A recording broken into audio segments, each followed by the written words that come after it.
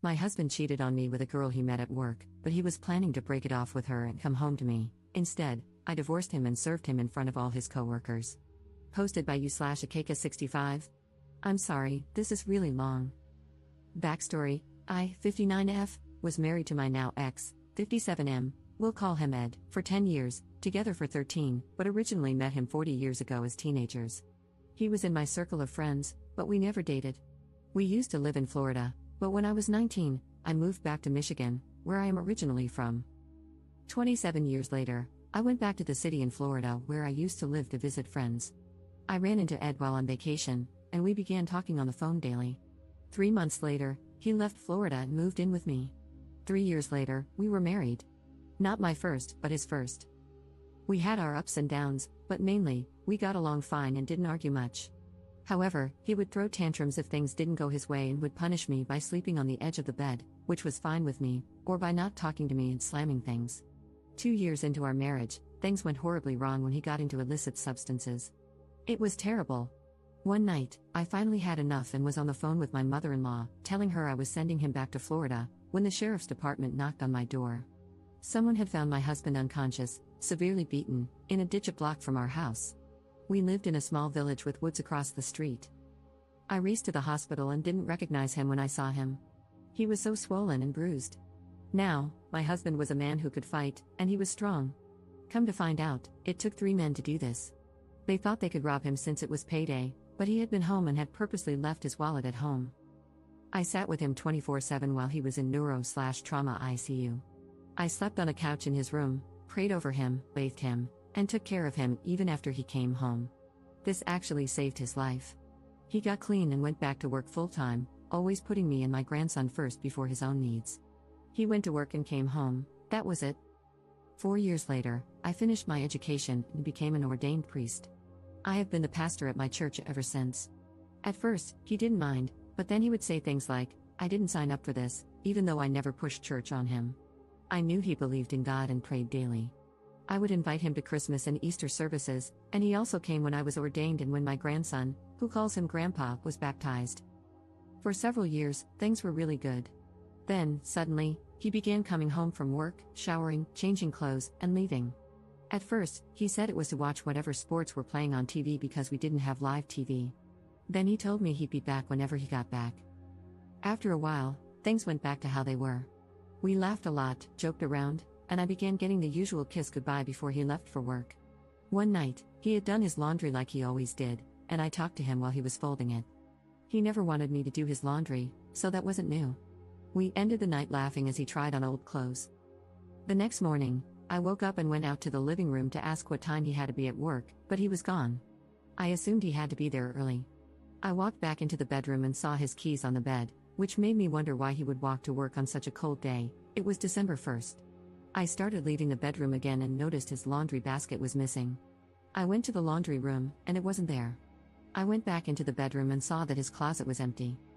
I called him to see where he was and asked if he had moved out, and of course, his answer was yes.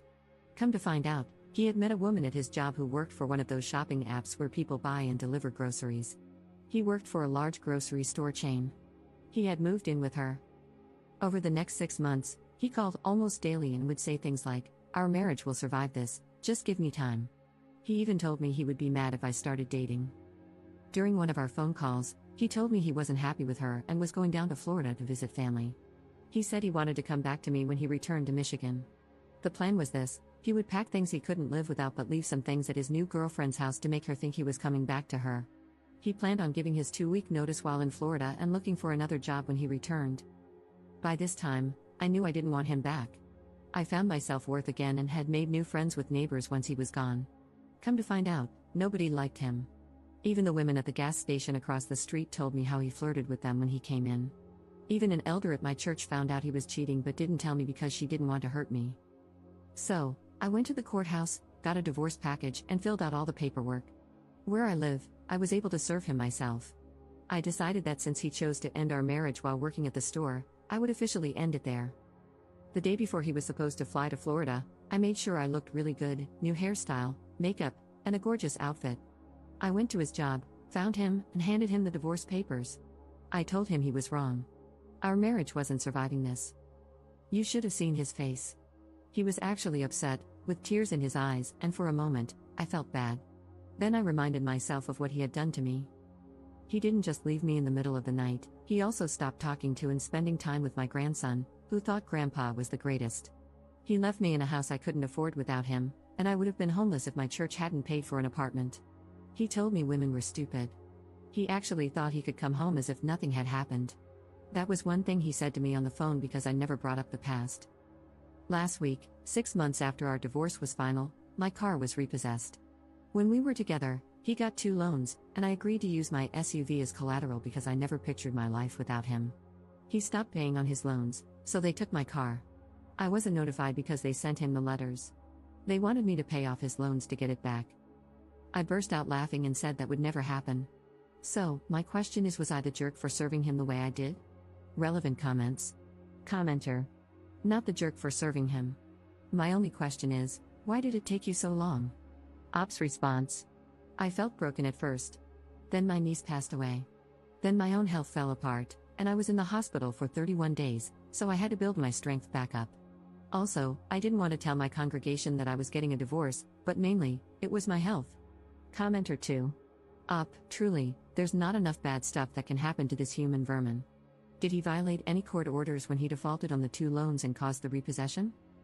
By the way, your grandson is best served by having no contact with this Jekyll/Hyde persona. Ops response. Unfortunately, no, he didn't. I had forgotten about the loans when I filed for divorce.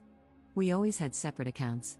What made me mad was when I called our credit union about my car being gone, and they got rude and told me they had sent a letter to my church. They didn't know I am the pastor.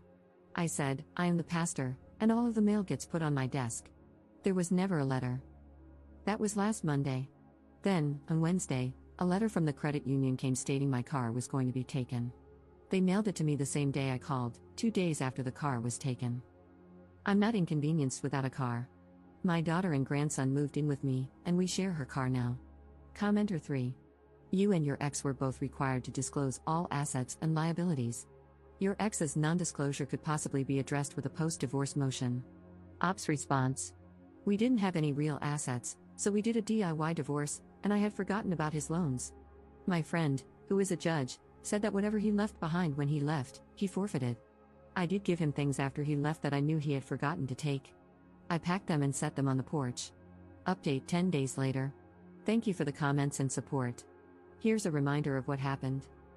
My now ex-husband got a loan while we were married and used my car as collateral. A year later, he left me for someone he met at work.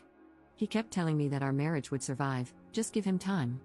He ended up not being happy with her and planned to come back to me after visiting his family out of state. His plan was to leave without telling his girlfriend, only packing what he couldn't live without. He intended to return home to me when he came back. The day before he left to visit his family, I served him with divorce papers. 2 weeks ago, my car was repossessed, and the bank wanted me to pay off my car, $3,000, along with his 2 loans that he had stopped paying on, $5,700. I was willing to pay off my car but told them I would never pay for his loans, and they refused. Here's what happened since my post. I found out where my car was being held, 2 cities away. When I visited their website, I discovered that it was also the location where they sell repossessed cars in an online auction. They hold it every Monday for 24 hours. I called and asked if I could retrieve my belongings, and they said yes. When I arrived, they had my things in a bag, including my license plate. I registered online, and this past Monday, I began bidding on my car. I ended up buying it for $2,700. When I showed up to get my car, the staff laughed and said I wasn't the first person to do this. I put my plate back on and drove home. Now, I know the bank can still come after me for the balance, but I honestly don't care if it hits my credit report.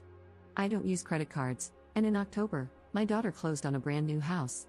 I have no other bills except for my cell phone and utilities. I'm now living with her and my grandson. I was lucky enough to have enough time in to retire when my muscular dystrophy began causing more health issues, and that money goes to my other bank.